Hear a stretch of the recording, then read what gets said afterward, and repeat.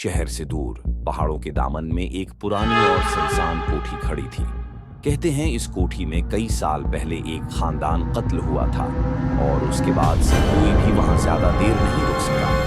लोग कहते थे वहां कुछ है, कोई साया, कोई बददहा या शायद कोई ऐसी रूह जो आज तक कैद है। रेहान, एक नौजवान फोटोग्राफर, अपने दोस्तों हारिस, एमन और लाइबा के साथ वहां एक फोटोशूट के लिए आया। उनका मकसद था कोठी की तस्वीर लेकर एक डायरेक्ट थीम ब्लॉग पर डालना। शाम के वक्त वो कोठी पहुंचे। फजा में एक अजीब सी खामोशी थी, जैसे दरख्त भी सांस रोककर कुछ छुपा रहे हों। कोठी के अंदर दाखिल होते ही ऐमन को महसूस हुआ जैसे कोई उसके कान में कुछ कह रहा हो। हारिस ने उसे मजाक समझा, मगर रेहान की कैमरे में कुछ अजीब सा अक्स आया। एक धुंधली औरत की झलक जो तेजी से गायब हो गई, जैसे जैसे रात गहरी होती जाएगी हुई।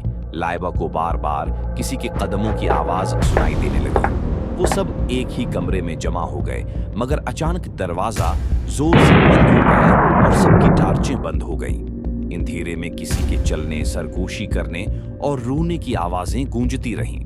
रेहान ने जैसे ही फ्लैश ऑन किया तो एक औरत सफेद लिबास में उनके सामने खड़ी थी, आंखें सुर्ख, चेहरा जख्मों से भरा हुआ।